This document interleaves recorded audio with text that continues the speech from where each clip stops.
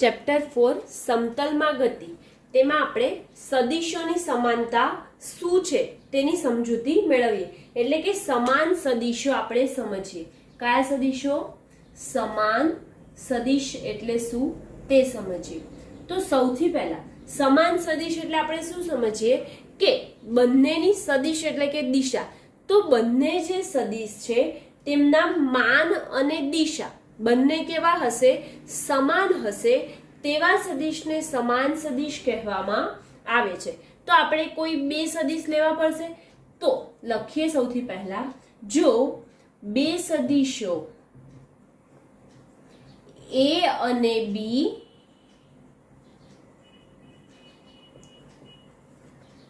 ના માન અને દિશા સમાન હોય તેવા સદિશને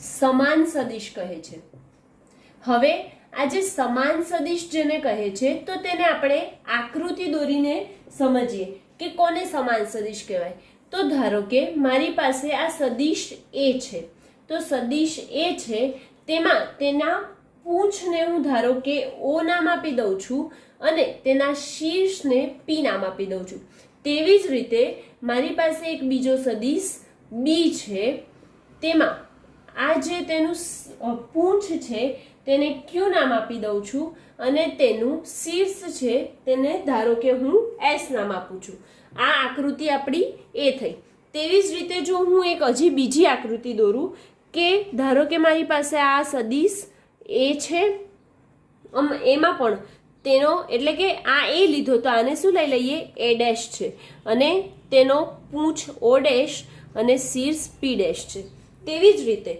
ધારો કે B ડેશ સદિશ જે છે તેમાં B ડેશ સદિશમાં તેની પૂંછ Q ડેશ છે અને તેનું શીર્ષ S ડેશ છે એટલે કે આ બંને ડેશ કેમ નામ આપ્યું કે બંને અલગ થાય હવે જે આકૃતિ A માં દર્શાવેલું છે તે સમાન સદિશ A અને B છે બરાબર તો આકૃતિ A માં જે છે તેમાં સમાન સદિશ કયા છે સદિશ A અને સદિશ B છે હવે આ જે સમાન સદિશ A અને B છે તેમાં સમાનતાની સરળતાથી આપણે કેવી રીતે ચકાસી શકીએ તો આપણે જોઈ શકીએ છીએ કે આ સદિશ A છે અને આ સદિશ B છે તો સદિશ A આ જ એટલે કે ઉપર તરફની દિશામાં ક્રોસ બાજુ જાય છે તે જ દિશામાં સદિશ B પણ જઈ રહ્યું છે એટલે કે બંને એકબીજાને સમાંતર છે અને એક્ઝેક્ટ જે દિશામાં જાય છે તે જ દિશામાં પણ બીજો સદિશ જાય છે એટલે આપણે કહી શકીએ કે આ બંને સદિશ કેવા છે સમાન સદિશ છે તો હવે તેવી જ રીતે જો સદિશ B ને તેને પોતાના એવી રીતે ખસેડો કે જેથી આ જે સદિશ છે સદિશ B છે તેને એવી રીતે ખસેડવામાં આવે કે તેની પૂંછ ખસેડો તેની પૂંછ કઈ છે Q છે તો તેની પૂંછ Q અને એની પૂંછ શું છે એની પૂંછ O એક સાથે એટલે કે સમાંતર રીતે એકબીજા પર સંપાત થાય એને પૂંછ O પર સંપાત થાય એટલે કે કેવી રીતે ખસેડીશું કે જે સદિશ B છે એને પોતાને એવી રીતે ખસેડવામાં આવે કે પૂંછ Q છે એ સદિશ A ની પૂંછ O ને સંપાત થાય તેવી જ રીતે આ સદિશો જે છે આ બંને સદિશોની પૂંછ છે તેના શીર્ષ શું છે P અને S છે તો એવું લખી શકીએ કે આ સદિશોના શીર્ષ જે છે કોણ છે શીર્ષ S અને P આ સદિશોના શીર્ષ S અને P પણ એકબીજાને શું થવા જોઈએ સંપાત થવા જોઈએ સંપાત થાય તો આવા સદિશો જે છે તેમની લંબાઈ પણ સમાન છે અને તેઓ એકબીજાને સમાંતર છે તેમજ તેઓની દિશા પણ સમાન છે, માટે આવા સદિશોને આપણે સદિશ A બરાબર સદિશ B ના સ્વરૂપે દર્શાવી શકીએ છીએ. એટલે કે સદિશ A બરાબર સદિશ B થાય છે. આ સદિશને કેવા સદિશ કહેવાય છે? સમાન સદિશ કહેવામાં આવે છે. હવે તેવી જ રીતે આપણી પાસે આકૃતિ B છે, બરાબર. હવે આકૃતિ B માં જે છે સદિશ A' ની દિશા થોડીક ઉપર તરફ છે, જ્યારે સદિશ B' ની દિશા થોડીક તેનાથી વિરુદ્ધ સાઈડ છે. એટલે કે આ જે સદિશ A' છે અને સદિશ B' છે, આ બંનેની દિશા એકબીજાથી કેવી છે? અલગ છે. તો આપણે તેવું કહી શકીએ કે સદિશ B જે છે એટલે કે સદિશ B' છે તે બંનેની દિશા B' અને સદિશ A' આ બંનેના દિશા માન સમાન છે. એટલે કે તેની કિંમત સમાન હોઈ શકે છે, પરંતુ તેમની દિશા વિરુદ્ધ હોવાથી તેઓ સમાન સદિશ નથી. બરાબર. કોણ સમાન સદિશ નથી? તેમના માન અને દિશા સમાન હોય તો તે સમાન સદિશ છે, પરંતુ જો તેમના માન સમાન હશે પરંતુ દિશા સમાન નહીં હોય તો તેમને સમાન સદિશ કહેવામાં આવતા નથી. તો આમાં જે આકૃતિમાં આપણે જોઈએ છે તો સદિશ B' છે તેની સમાંતર Q' ને ખસેડવામાં આવે છે. કોને? સમાન જે સદિશ B' છે તેની દિશામાં જ Q' ને સમાંતર ખસેડવામાં આવે છે. અને તેવી જ રીતે સદિશ A' ની પૂંછને એટલે કે સદિશ A' ની પૂંછ શું છે? O', તો તેને પણ B ની સાથે એટલે કે Q' અને O' ને એક સાથે સંપાત થાય તેમ ખસેડવામાં આવે છે. તેમજ સદિશ B' અને સદિશ A' જે છે તેમના S' અને P' આ બંને શીર્ષ છે, તેઓ એકબીજાને સંપાત થતા નથી. એટલે કે બંને દિશા કેવી છે? અલગ અલગ છે, માટે એ અલગ અલગ દિશામાં થાય છે. આ તેમના પૂંછ છે તે સંપાત થઈ જાય છે એકવાર માટે પાછળ જતા, પરંતુ આમને આગળ લઈ જતા તેઓ કશે પણ સંપાત થતા નથી. માટે આપણે એવું કહી શકીએ કે સદિશ A' જે છે એ બરાબર નથી સદિશ B'. એટલે કે જે તેમની દિશા છે તે સમાન નથી, પરંતુ તેમના માન એટલે કે તેની કિંમત સમાન છે. તો તેને આપણે આ રીતે દર્શાવી શકીએ: માનાંકમાં સદિશ A' બરાબર માનાંકમાં સદિશ B' ના સ્વરૂપે દર્શાવી શકીએ છીએ. એટલે કે આ જે સદિશોની સમાનતા જે હતી એમાં જે સરખા માન અને દિશા સમાન હશે તો સમાન સદિશ, અને માન સમાન હશે પરંતુ દિશા સમાન નહીં હોય તો તેને સમાન સદિશ કહેવામાં આવતું નથી. એટલે કે આપણું જે સદિશોની સમાનતા છે તે અહીંયા કમ્પ્લીટ. હવે પ્રતિ સમાંતર સદિશો શું છે તે જોઈએ. આ જે પ્રતિ સમાંતર સદિશો છે, આપણે સમાન સદિશ એટલે કે દિશા અને માન સમાન હોય તેમને સમાન સદિશ કહેતા હતા, પરંતુ આ પ્રતિ સમાંતર સદિશો એટલે શું? કે ભલે તેમના માન સમાન હશે પરંતુ તેમની દિશા એકબીજાથી વિરુદ્ધ હશે તેવા સદિશોને પ્રતિ સમાંતર સદિશો કહેવામાં આવે છે. તો આપણે તેને લખી શકીએ કે પરસ્પર વિરુદ્ધ દિશામાંના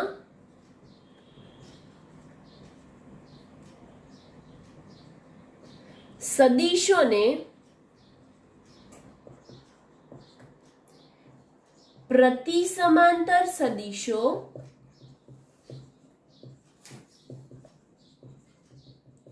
કહેવામાં આવે છે. હવે આ જે પ્રતિ સમાંતર સદિશો છે તેમ કહેવામાં આવે છે, તો આપણે સમાન સદિશો કેવી રીતે બતાવ્યા હતા? તો કંઈક આ રીતે બતાવ્યા હતા કે તે બંનેની દિશા, ધારો કે મારી પાસે બે સદિશ છે તો એ બંનેની દિશા અને માન સરખા છે, તેમને સમાન સદિશ કહેતા હતા. શું કહેતા હતા? સમાન સદિશ.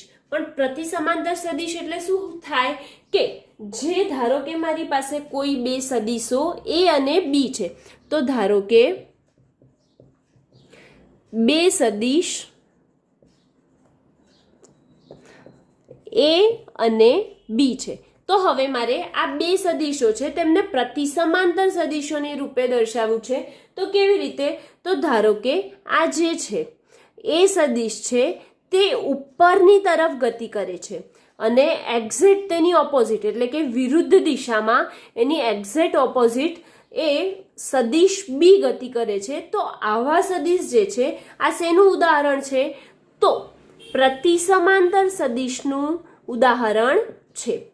શું કહેવાય આને? પ્રતિસમાંતર સદિશ કહેવામાં આવે છે. વેક્ટર એ અને વેક્ટર બી ની દિશા પરસ્પર વિરુદ્ધ દિશામાં હશે તેમને પ્રતિસમાંતર સદિશો કહેવામાં આવે છે. વાસ્તવિક સંખ્યા વડે સદિશોનો ગુણાકાર. હવે વાસ્તવિક સંખ્યાઓ વડે સદિશોનો ગુણાકાર કેવી રીતે થાય છે તેને આપણે ઉદાહરણ જોડે જોઈએ તો આપણને સમજ પડી જશે કે વાસ્તવિક સંખ્યા વડે સદિશોનો ગુણાકાર કેવી રીતે કરી શકાય. તો સૌથી પહેલા હું ધારી લઉં છું કે મારી પાસે ધારો કે કોઈ એક સદિશ એ છે, બરાબર. હવે આ જે સદિશ એ છે તેને ધન સંખ્યા, ધારો કે કોઈ પણ ધન સંખ્યા મેં લઈ લીધી, ધારો કે મેં લીધી લેમ્ડા, તેને ધન સંખ્યા લેમ્ડા વડે ગુણતા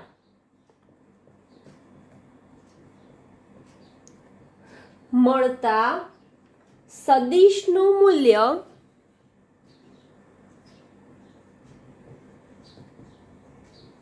કેટલું થાય છે? તેના ગુણાકાર જેટલું.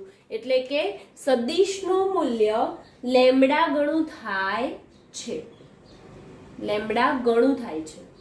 ઓકે. હવે આ જે લેમ્ડા ગણું થાય છે, પરંતુ તેની દિશા જે છે, કોની? સદિશ એ ની દિશા છે, તેમાં કોઈ ફેરફાર થતો નથી. એટલે કે સદિશ એ ની દિશામાં ફેરફાર થતો નથી. તો હવે આને મારે જો ગાણિતિક સ્વરૂપે લખવું હોય તો કેવી રીતે લખી શકું? તો ધારો કે મારી પાસે જે સદિશ એ છે તેને કોઈ ધન સંખ્યા લેમ્ડા વડે ગુણવામાં આવે તો મારી પાસે એનું શું થઈ જાય? લેમ્ડા એ જેટલું થઈ જાય છે. અને આ વસ્તુ શેમાં આવશે? લેમ્ડાની માનાંકમાં છે, તો લેમ્ડા ક્યાં નીકળી જશે? ધન સંખ્યા છે, માટે લેમ્ડા માનાંકની બહાર નીકળશે. તેથી લેમ્ડા ગુણ્યા સદિશ એ આવશે માનાંકમાં. અને અહીંયા આપણે શું લીધો છે? લેમ્ડા ધન સંખ્યા, એટલે કે લેમ્ડા ઇઝ ગ્રેટર ધેન 0. જો હવે આપણે આનું જ એક ઉદાહરણ લઈ લઈએ ધન સંખ્યા માટે. તો ધારો કે મારી પાસે કોઈ સદિશ એ છે અને એ સદિશને મારે 2 વડે ગુણવામાં આવે. શેના વડે? 2 વડે ગુણવામાં આવે તો તેની સદિશની દિશામાં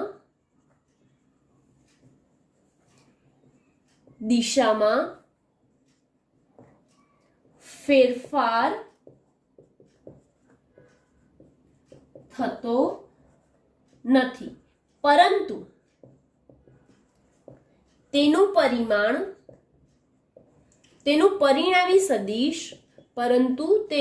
પરિણામી સદિશ કેટલું થઈ જાય છે? તેના ગુણિત જેટલું. એટલે કે 2 ને એ વડે ગુણીએ એટલે કે 2a જેટલું પરિણામી સદિશ 2 સદિશ એ જેટલું થશે. હવે તેની દિશા કઈ છે? તો ધારો કે સદિશ એ જે છે તે આ દિશામાં જાય છે, એટલે કે ઉપર તરફની ક્રોસ દિશામાં જાય છે.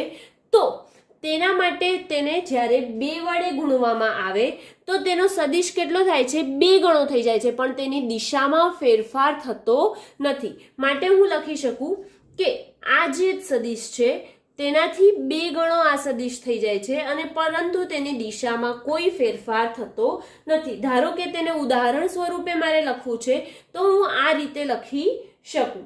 હવે જો તેવી જ રીતે મારી પાસે કોઈ સદિશ જે છે તેને હું ધન સંખ્યા છે તેની જગ્યાએ ઋણ સંખ્યા તરીકે લઉં તો શું થાય છે? તો સૌથી પહેલા ધારો કે સદિશ એને કોઈ ઋણ સંખ્યા લેમ્ડા વડે ગુણવામાં આવે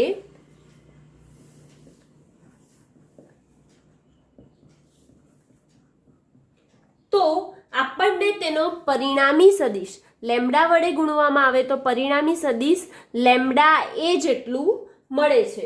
લેમ્ડા એ મળે છે, પરંતુ શું મળશે? પરંતુ સદિશ એની દિશા, સદિશ એની દિશાની વિરુદ્ધ દિશામાં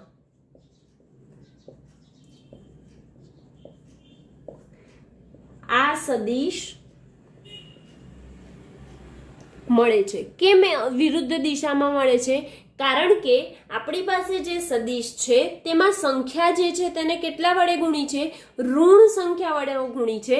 માટે આપણને તેનો સદિશ ક્યાં મળશે? તેની ઋણ દિશામાં મળે છે. એટલે કે વિરુદ્ધ દિશામાં આ સદિશ મળે છે. અને તેનું માન શું? તેનું માન સદિશ એના માન કરતા માઇનસ લેમ્ડા ગણું હશે. અહીંયા કેટલા ગણું હતું? અહીં ધનમાં લેમ્ડા ગણું હતું, જ્યારે અહીંયા જો ઋણ સંખ્યા ધારવામાં આવે છે તો માઇનસ લેમ્ડા ગણું હશે તેવું લઈએ છે. તો ધારો કે આપણી પાસે સદિશ એ છે, બરાબર. હવે આ જે સદિશ એ છે તેને હું માઇનસની સાઇન એટલે કે કોઈ ઋણ સંખ્યા વડે ગુણવામાં આવે તો તેની દિશા શું થઈ જાય છે? એક્ઝેક્ટ તેની વિરુદ્ધ થઈ જાય છે. એટલે કે ધારો કે મારો સદિશ એ આ દિશામાં છે, તો જે ઓછા એટલે કે જે તેનો વિરુદ્ધ દિશામાંનો સદિશ એટલે કે ઓછા સદિશ એ આ દિશામાં એટલે કે તેની એક્ઝેક્ટ વિરુદ્ધ દિશામાં આવશે. તો ધારો કે મારી પાસે જેવી રીતે મેં 2 વડે ગુણવામાં આવ્યું તેવી જ રીતે હું કોઈક એક્ઝામ્પલ લઈ લઉં કે જો -4 વડે શું? -4 વડે ગુણવામાં આવે. કોને? તો સદિશ એને ગુણવામાં આવે તો તેનો પરિણામી સદિશ કેટલો થાય છે? સદિશ એ કરતા 4 ગણો થાય છે અને સદિશ એની કઈ દિશા? પરસ્પર વિરુદ્ધ દિશામાં મળે છે. વિરુદ્ધ દિશામાં મળે છે. ઓકે, એટલે કે ધારો કે આ સદિશ છે તે સપોઝ આ ડાયરેક્શનમાં જતો હશે એટલે કે ઉપર તરફ ક્રોસ ડાયરેક્શનમાં જતો હશે તો આ જે આ ગુણ્યા 4 એ સદિશ છે, બરાબર. એ તો હતો પણ તેનાથી 4 ગણો થઈ ગયો હશે એટલે કે મોટો થઈ ગયો હશે. પરંતુ આપણી પાસે કેવો છે? -4 છે. એટલે કે જો 4 એ ધન હોય તો આ દિશામાં, પરંતુ ઋણ છે આપણી પાસે એટલે કે કઈ દિશામાં મળશે? આ સદિશ એની દિશા છે તો આપણને આ પરસ્પર વિરુદ્ધ એટલે કે -4a ની દિશામાં મળે છે. એટલે કે અહીંયા જે વાસ્તવિક સંખ્યા વડે સદિશોનો ગુણાકાર જે છે તેમાં કોઈ ધન સંખ્યા વડે ગુણવામાં આવે છે તો તે સદિશ તેના ધન ગુણાકાર જેટલું થાય છે અને તેની જે પરિણામી સદિશ છે તેનું ગુણિત થઈ જાય છે, પરંતુ તેની દિશા તેની તે જ રહે છે. પણ જ્યારે સદિશ એને ઋણ સંખ્યા વડે ગુણવામાં આવે ત્યારે આ જે ઋણ સંખ્યા વડે આપણે ગુણીએ છીએ તો એ ઋણ સંખ્યાને તેનું ગુણિત તો થશે, પરંતુ તેની દિશા કેવી થઈ જાય છે? પરસ્પર વિરુદ્ધ દિશામાં થાય છે. હવે તેવી જ રીતે ધારો કે હું હજી કોઈ તેનું ઉદાહરણ લઈ લઉં તો ધારો કે હું એનું ઉદાહરણ લઉં છું કે કોઈ પદાર્થનો વેગ છે, બરાબર. તો કોઈ પદાર્થનો જે વેગ છે તે વેગનું પરિમાણ શું હશે? આના માટે હું ઉદાહરણ લઉં છું કે ધારો કે કોઈ પદાર્થનો વેગ v ના પરિમાણ, ધારો કે કોઈ પદાર્થના વેગના પરિમાણ મીટર પર સેકન્ડમાં છે, બરાબર. હવે મીટર પર સેકન્ડમાં છે અને t નું પરિમાણ શેમાં આવે? t ના પરિમાણ માત્ર શેમાં આવશે? સેકન્ડમાં છે. તો વેક્ટર v ગુણ્યા t એટલે કે તેમના અંતરના પરિમાણ કેવી રીતે આવશે? v નો એકમ શું છે? મીટર પર સેકન્ડ છે અને તેવી જ રીતે સમયનો એકમ શું છે? સેકન્ડ. તો સેકન્ડ સેકન્ડ કટ આઉટ એટલે કે તેનું પરિમાણ શું મળ્યું મને? મીટર મળે છે, એટલે કે તેના અંતરનું પરિમાણ મળે છે. હવે આ જે છે વાસ્તવિક સંખ્યા વડે સદિશોનો ગુણાકાર તે અહીંયા કમ્પ્લીટ થાય છે, પરંતુ જો સદિશોના સરવાળા અને બાદબાકી પણ થઈ શકે છે, પણ સદિશોના સરવાળા અને બાદબાકી આપણે જે જોયા હતા તે મેં તમને આગળના વિડીયોમાં કહી દીધું છે કે તે કેવી રીતે થાય. તો તે ત્રિકોણના નિયમો પરથી અથવા તો સમાંતર બાજુ ચતુષ્કોણના નિયમ પરથી તેમના સરવાળા અને બાદબાકી થાય છે, અને તેમના પોતાના જો ત્રિકોણના નિયમ પરથી થાય તો તેમના માટે, અને સમાંતર બાજુ ચતુષ્કોણના નિયમ માટે થાય તો તેના માટે ક્રમનો નિયમ, જૂથનો નિયમ અને તેના પોતાના સદિશોના નિયમો પણ છે. તે આપણે નેક્સ્ટ વિડીયોમાં જોઈશું.